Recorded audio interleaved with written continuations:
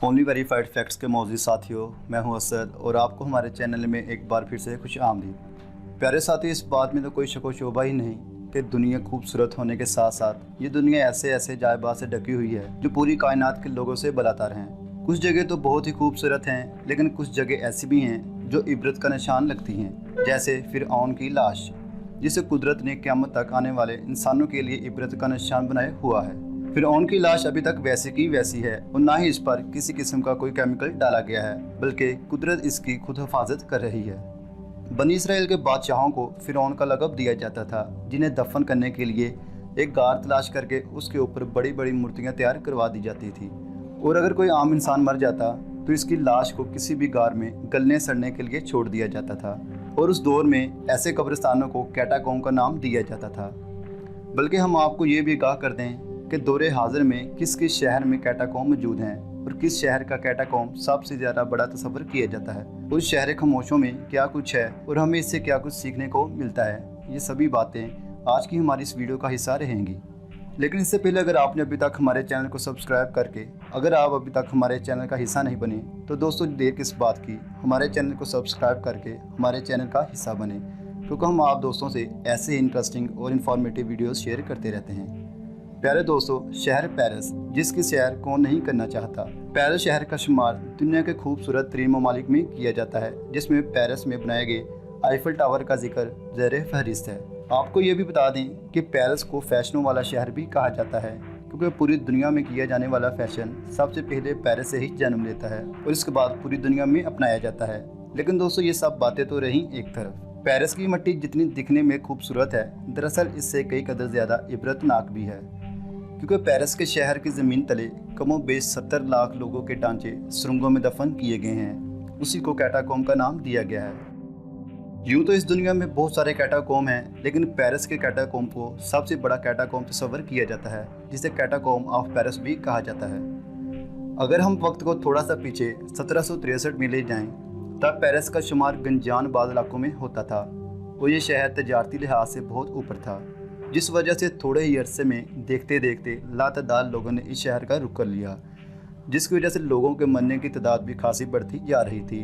यहाँ तक कि दिन ब दिन पेरिस के कब्रिस्तान की जगह ख़त्म होती दिखाई देती थी, जिस पर फ्रांस के हुकूमत ने फैसला किया कि आज के बाद पेरिस में मुर्दों को दफन नहीं किया जाएगा। लेकिन ये फैसला कुछ लोगों को नापसंदीदा लगा और गवर्नमेंट और वहाँ के लोगों के दरमियान लड़ाई शुरू हो गई और ये झगड़ा तकरीबन 17 साल तक यानी 1780 तक चलता रहा। तब तक ये सब लाशें पेरिस में ही दफन की जाती रहीं। 217 साल तक मज़ीद चलने वाला झगड़ा उस वक्त ख़त्म हुआ जब पेरिस में कुदरत के हुक्म से इतने लंबे अरसे तक बारिशों का सिलसिला जारी रहा, जिससे पेरिस के ज़मीन में दबे मुर्दे मिट्टी हटने की वजह से ज़ाहिर होने लगे। हर तरफ खौफ ही खौफ और हर तरफ गंदी बदबू ही बदबू थी, जिस वजह से पेरिस में इतनी बीमारियां फैल चुकी थी कि पूरे के पूरे शहर में हलचल मच चुकी थी। इस वजह से फ्रांस की हुकूमत ने एक बार फिर से फैसला किया कि पेरिस के सभी कब्रिस्तानों में से मुर्दों को निकालकर ज़मीन में बनाए गए सुरंगों में हिफाजत के साथ रख दिया जाएगा, और ये काम करने में एक पादरी का भी शामिल होना ज़रूरी होगा ताकि मुर्दों की बेअदबी ना हो सके। आपको इन्फॉर्मेशन के लिए ये भी बता दें कि उस वक्त पेरिस के कब्रिस्तानों में तकरीबन 70 लाख मुर्दे मौजूद थे। बहरहाल सुरंगें तलाश करना शुरू कर दी गई और कुछ दिनों बाद इन्हें पेरिस शहर के नीचे चूने के पत्थरों से बनी हुई सुरंगें मिल गईं। अब वक्त था इन सुरंगों में ये सब मुर्दे दफनाने का। रात के वक्त ज़मीन से मुर्दों को निकाला जाता और इन सुरंगों में एक तरतीब के साथ रख दिया जाता। प्यारे दोस्तों, ये सुरंगें इतनी लंबी थीं जिसकी वजह से हर थोड़े थोड़े फासले पर निशान भी लगाए जाते थे ताकि कोई गुम ना हो सके। ये कैटाकॉम्ब फिरऔन के ज़माने से ही बनाए जाते थे, क्योंकि दोस्तों मिस्र के बादशाह जिनको फिरऔन का लक़ब दिया जाता था, इनके मरने के बाद इनकी बॉडी को एक ख़ास गार में दफन किया जाता था और इसके ऊपर मूर्तियां बना दी जाती थी। यहाँ पर ख़ास बात यह है कि कई मीलों तक फैली सुरंग में सिर्फ एक बादशाह ही को दफन किया जाता था, क्योंकि ये लोग आम लोगों के साथ एक ही सुरंग में दफन होने को तो हीन समझते थे। इस वक्त दुनिया का सबसे बड़ा कैटाकॉम्ब रोम और दूसरा बड़ा कैटाकॉम्ब पेरिस और तीसरा बड़ा कैटाकॉम्ब मिस्र में मौजूद है।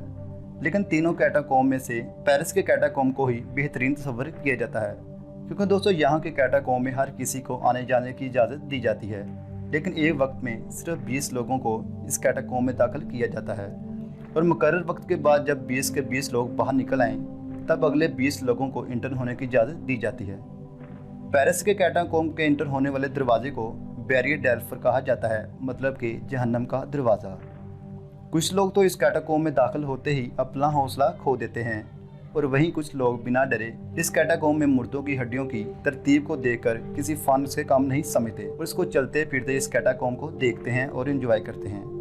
यहाँ पर इन हड्डियों को देखकर ऐसा ही लगता है जैसे ये मुर्दे दीवारों से बातें करते हों।